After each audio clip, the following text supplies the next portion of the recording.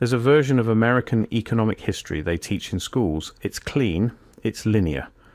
It goes something like this. We were chaotic, we were disorganized, we had too many currencies, too many competing interests. And then wise men in Washington brought order, federal order, standardized money, progress. That's the version. But the deeper I looked into the financial legislation of the 1860s and 1870s, the more I kept running into the same unsettling details.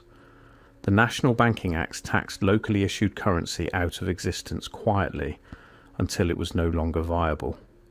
The Coinage Act of 1873 removed silver from legal tender in legislation so dense and technical that congressmen later admitted they hadn't understood what they'd voted for. And both acts together ensured that going forward, the only money Americans could legally use was money created through and owed back to centralized banking institutions, currency backed not by land, not by grain, not by anything a working person actually produced, but by government debt and bank credit. Okay, maybe that's just America, maybe that's just coincidence. But then Britain does it in 1844, Germany follows in 1875, Canada restructures in 1871. Japan models its entire banking system on the American Acts in 1872. Australia centralizes by 1878. France tightens the Banque de France's monopoly through the same decade. All of them, same window, same solution, same result, and once you see it, you can't unsee it. Let me tell you what actually existed in America before 1863. Before the National Banking Acts, the United States operated under what historians blandly call a free banking era, from roughly 1837 to 1863. And the name, I think, is misleading, because what it describes wasn't chaos. It was something far more interesting. It was locality. Individual states chartered their own banks. Those banks issued their own currency. And here is the part that matters most, the part that gets glossed over in every standard economic textbook. Much of that currency was backed by something real: land, commodities, warehouse receipts, agricultural assets, actual tangible wealth that existed in the physical world. A farmer in Ohio could walk into a locally chartered bank, present his land deed or his stored grain, and receive currency reflecting the value of that asset. He wasn't borrowing from a distant institution. He was, in a very real sense, monetizing his own productive capacity. This raises a simple but critical question. If the system was so chaotic, so dangerous, why did commerce flourish? Why did towns grow? Why did roads get built, granaries get filled, small industries take root, all without a centralized federal monetary authority telling anyone what their money was worth? The official explanation is that the system was fraudulent. Wildcat banking, they called it, banks issuing more notes than they could redeem, banks appearing in the wilderness and disappearing overnight. And yes, that happened. I'm not pretending it didn't. But here's the strangest part when you look at the actual banking failure rates, when you look at the states with the most robust land-backed currency systems, states like New York, Louisiana, Indiana, the record is considerably more stable than the official narrative suggests. Louisiana's banking system in particular, backed by a combination of specie and commercial assets, survived financial panics that crushed institutions in other states. Not weaker, not more chaotic, more resilient. So why don't we talk about that? The deeper I went into the pre-Civil War monetary record, the more I noticed something strange. Something that doesn't fit the narrative of inevitable necessary reform. What I found was a system. Messy, yes, imperfect, certainly. But a system in which financial power was distributed, in which a citizen's relationship to money was mediated not by a distant authority, but by institutions they could, in principle, walk into, argue with, hold accountable. And then, 1863, 1864, 1873, 3 pieces of legislation, 3 quiet earthquakes. The National Banking Act of 1863, refined and strengthened in 1864, did several things that sound administrative and dry until you look at them carefully. It created a system of nationally chartered banks. These national banks could issue standardized currency, national banknotes, but only if they purchased United States government bonds and deposited them with the federal comptroller of the currency. The currency they then issued was backed not by local assets, not by land or grain or physical productive wealth, but by government debt. The backing shifted from productive assets to government obligations, from things that existed in the physical world to promises made by the state. And the state then taxed the old currency out of existence. A 10% tax was levied on state banknotes, not prohibited outright, not declared illegal by fiat, just taxed, incrementally, relentlessly, until it was no longer economically viable to issue them. This raises a simple but critical question. Why tax rather than ban? If the old currency was genuinely dangerous, if it was truly fraudulent and chaotic, why not simply outlaw it? Why use the slower, quieter mechanism of taxation to achieve what could have been done by direct prohibition? The answer, I think, may be in what the slower mechanism conceals. A ban is visible. A ban generates resistance. A ban leaves a clear historical record of what was lost and why. But a tax looks like fiscal policy. It looks like economic management. It looks like the ordinary business of governance. Not a prohibition, not a seizure, not a declaration of war on local monetary sovereignty. Just a tax, just paperwork.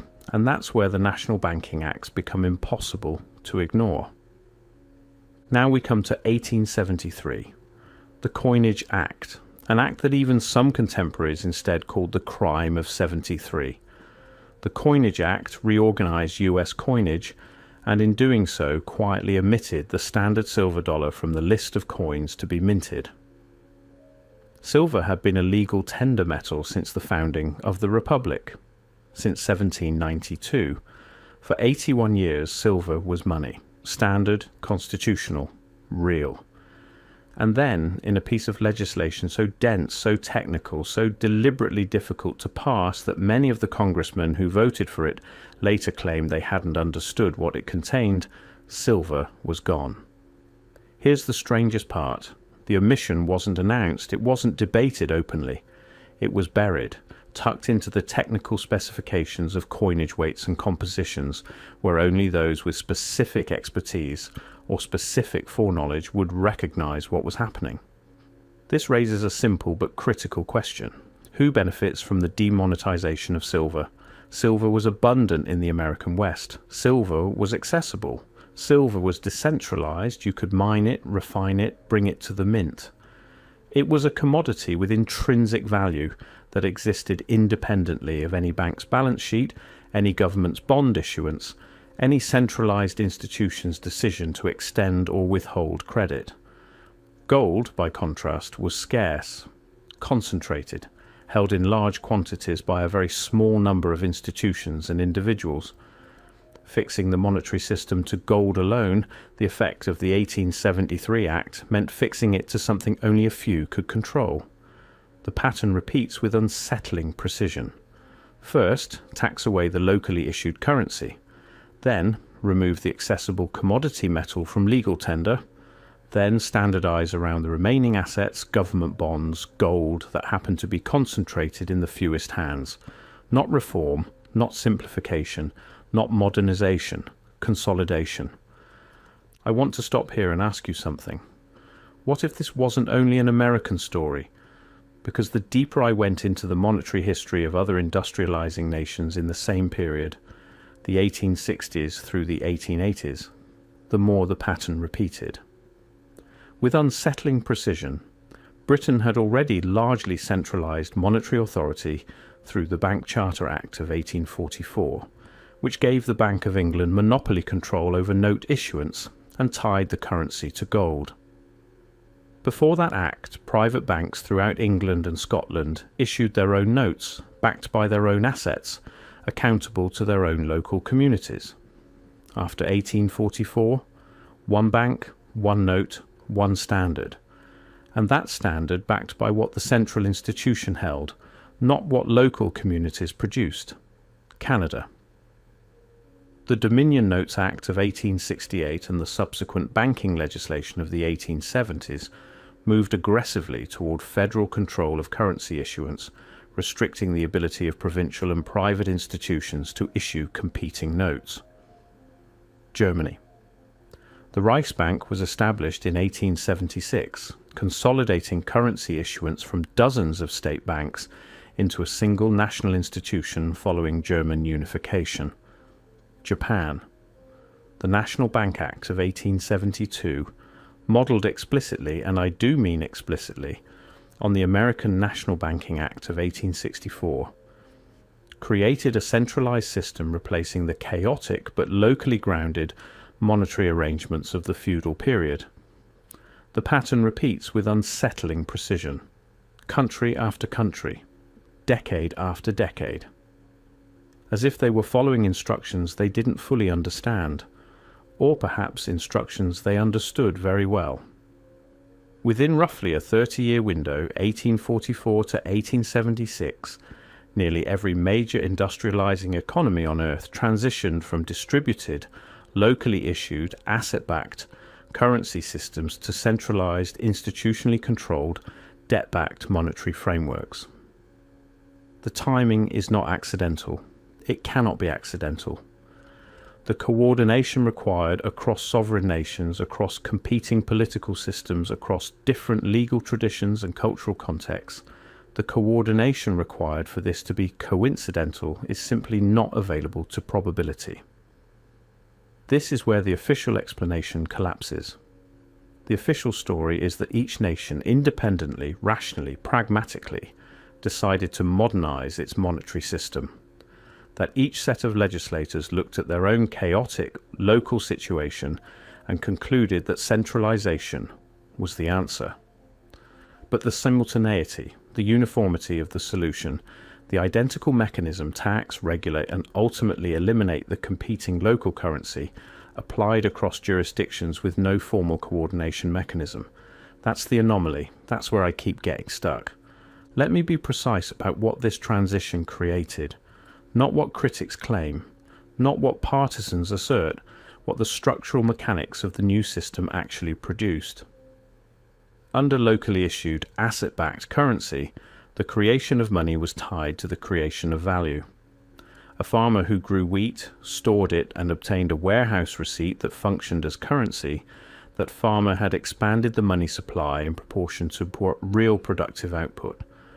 The money existed because the wheat existed. No intermediary was required to determine whether the wheat was real. The wheat was real. Under the new system, government bond-backed national currency, gold standard, centralized issuance, money entered circulation through a fundamentally different mechanism. Banks borrowed from central institutions, governments issued bonds, currency was created, not from productive assets, but from credit extended by centralized authorities. And credit, unlike land, unlike grain, unlike stored commodities, must be repaid. With interest. Here's what that means structurally. In the old system, a community that produced value could, within limits, create money reflecting that value. The financial system was downstream of the productive system. Money followed productivity. In the new system, productivity became downstream of finance. You could not build, plant, mine, or manufacture without first obtaining credit from an institution that determined whether you were creditworthy. The institution didn't follow the economy followed the institution. This raises a simple but critical question. If your money comes from debt, if every dollar in circulation represents an obligation to a lending institution, then is it possible to ever collectively pay off that debt? If the money to pay the interest was itself created as debt, where does the interest come from? The answer, mathematically, structurally, is that it can't, not in aggregate. Some individual borrowers pay off their debts, but the system as a whole, the total stock of debt-backed money, must perpetually expand to service itself. More debt to pay the interest on existing debt. More credit extended. More dependency deepened. This is not a fringe observation. This is arithmetic, and that arithmetic, that structural dependency, is what the Coinage Act of 1873, the National Banking Acts of 1863 and 1864, and their equivalents around the world quietly, technically, bureaucratically installed. Not with guns, not with declarations, with coinage weights and bond collateral requirements and a 10% tax. When I started looking for the physical record of what was lost, not the theoretical record, but the tangible surviving evidence of how locally issued currency systems actually functioned, I kept running into the same problem. The records are thin, not entirely absent, not completely erased, but thin in a way that seems disproportionate to the scale of what existed. For a period spanning nearly 3 decades of active, widespread local banking, thousands of chartered state institutions, millions of individual notes in circulation, the surviving documentation is remarkably sparse. Some of what we have, the notes themselves, those that survive in private collections and museum archives, the designs are extraordinary. An 1850s Ohio banknote bearing an engraving of a canal lock and a local landmark, a Wisconsin note depicting a farmer with a plough, a Louisiana note incorporating both English and French text. These weren't just money, they were community artifacts. They bore the identity of the places that issued them, and then they were taxed out of existence, and most of them were destroyed, not archived, not preserved in federal vaults as historical records, destroyed because a cancelled withdrawn banknote had no value. It was paper, it was waste. And so the physical record of what local monetary sovereignty looked like, what it felt like to hold in your hand money that bore the name of your community and the assets of your neighbours, that record was burned. The silence was deafening. I've spent time with local historical societies in Ohio, in Indiana, in rural Georgia. The banking records from the free banking era, the ledgers, the correspondence, the records of what was used as collateral, what assets backed, what notes. They're patchy, fragmentary, inconsistent. Not because the record keeping was poor. By all accounts, many of these institutions maintain meticulous books. But the books didn't survive. The transition periods are documented. The establishment of national bank charters is documented. What came before? Fragments, as if the paper trail, like the currency itself, was quietly, persistently allowed to disappear. I keep coming back to the coordination problem because it's the anomaly I can't explain away. 30 years. Dozens of sovereign nations, the same solution applied to the same problem, too much local monetary autonomy, with the same structural result: centralized control, debt-backed currency, dependency on institutional credit. No international treaty mandated this. No global authority existed to coordinate it. The nations involved were, in many cases, competitive rivals: Britain and Germany, the United States and Britain, Japan positioning itself against Western powers. They had every incentive to diverge, to differentiate, to experiment, and yet the pattern repeats. With unsettling precision, the evidence suggests something much larger than a series of independent, rational decisions. It suggests the possibility of a shared framework, a common set of ideas circulating among the economic and political elites of industrializing nations, ideas about what money should be, who should control it, and how that control should be institutionalized. We know those networks existed. The correspondence between American Treasury officials and their British counterparts in the 1860s. The explicit modelling of Japanese banking legislation on American precedents. The influence of German monetary thinking on American institutional design. The networks were real. The communication was real. What remains unclear, what the historical record cannot quite resolve, or perhaps will not quite resolve, is whether what circulated through those networks was merely knowledge or something closer to instruction. Were these legislators and financiers independently reaching similar conclusions from similar premises? Or were they receiving, through channels we cannot fully document, something more like a blueprint? I'm not going to tell you which, I don't know which, and I'm suspicious of anyone who claims to. But the question I cannot stop asking, deserves to be asked. What strikes me most in the end is not the legislation, not the technical mechanisms, not even the structural consequences, as profound as those are. What strikes me is the silence. The transition from distributed, locally rooted, asset-backed monetary systems to centralized, debt-backed, institutionally controlled currency was, in objective terms, one of the most significant reorganizations of economic power in human history.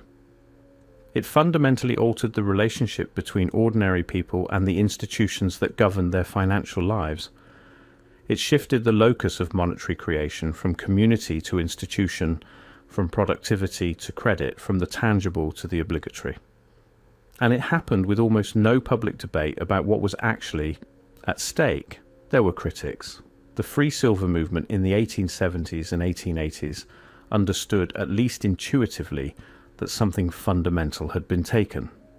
The Greenback Labour Party understood. The agrarian populists who followed understood. William Jennings Bryan, standing before the 1896 Democratic Convention, didn't choose the metaphor of crucifixion on a cross of gold by accident. He knew or sensed that something had been killed. But the debate, when it happened, was framed in technical terms: sound money versus cheap money, gold versus silver, inflation versus deflation. The deeper question, who controls the creation of money and on what basis, and to whose benefit, that question never quite made it to the center of public discourse. It was framed out, technically, deliberately. I can't prove deliberately, but the framing served certain interests with uncanny consistency. The deeper I went, the more that consistency became impossible to ignore. Within 20 years of the National Banking Acts, by the 1880s, the agricultural regions of America were experiencing a credit crisis. Farmers who had operated, however imperfectly, within a locally mediated financial system found themselves dependent on distant banks for seasonal credit. That credit came with terms they didn't set, interest rates they couldn't negotiate, and collateral requirements that increasingly meant their land. The foreclosure wave of the late 19th century, which drove the agrarian political movements, which produced the Populist Party, which generated decades of rural political fury, that wave was not simply the result of bad harvests or falling commodity prices, though those contributed. It was, structurally, the result of the transition, the result of a system in which the money supply was controlled by centralized institutions whose incentives were not aligned with agricultural productivity, whose credit allocation decisions were made in eastern cities, whose bond collateral requirements meant that currency availability tracked government debt rather than seasonal agricultural need. Not the weather, not individual improvidence, not market forces operating in some neutral, invisible way, the structure, the deliberately, legislatively constructed structure. And that structure persists. The mechanisms have changed, the names have changed, the institutional sophistication has evolved enormously. But the fundamental relationship in which currency is created through institutional credit extension, rather than through productive asset backing, in which the money supply is managed by centralized authorities whose decisions cascade down to ordinary economic lives. That relationship was installed in the 1860s and the 1870s, and the communities that understood money differently, that had built systems, however imperfect, in which a citizen's productive assets had monetary standing, those communities and their financial memory were quietly erased. I want to close with a question, not an answer. I don't have an answer. I'm not sure an answer is available. The question is this: what would money look like if it had gone differently? What if the 1863 and 1864 Banking Acts had preserved some meaningful space for locally issued, productively backed currency alongside the national system? What if the Coinage Act of 1873 had maintained silver's monetary standing, maintaining a metal accessible enough to serve rural and working communities? What if the global consolidation of monetary authority in the 1840s through 1870s had been contested more successfully, had been slowed, had been partially reversed? Would the system be more fragile? Perhaps. Probably. Local currency systems carry real risks. I've acknowledged that throughout. I'm not romanticising the free banking era. There was fraud, there was failure, there were wildcat banks and worthless notes and genuine harm, but would there also be something preserved that was lost?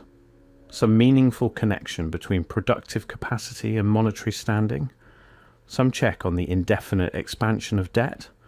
Some institutional memory that money need not always, inevitably, structurally, be an obligation? The evidence suggests we lost something when those notes were cancelled and burned, not just an economic mechanism, something closer to a principle. The principle that a community's productive wealth is itself a form of monetary foundation, that the farmer's stored grain, the builder's finished structure, the craftsman's finished goods, that these are not merely commodities awaiting monetization by institutional grace, but are themselves intrinsically expressions of the value that money is supposed to represent. That principle was taxed out of existence, legislated out of existence, and then mostly forgotten. The deeper I went into this story, the more I kept returning to that single image, the cancelled note, the red stamp, the finality of it. Someone somewhere held that note, maybe a farmer, maybe a merchant, maybe a labourer who had earned it through genuine work, and then was told it was no longer valid, was no longer money, was no longer anything. And what replaced it was a note backed not by his productivity, but by a government bond, not by what he built, but by what the state owed, not by his past labour, but by a future obligation. Was that a better system? Was it inevitable? Was it the only possible path from the chaotic monetary landscape of the early republic to the industrial economy of the 20th century? Or was it a choice, made by specific people in specific rooms for specific reasons, that remade the financial relationship between citizens and institutions in ways that still govern our lives today? I keep asking. The silence, as always, is deafening.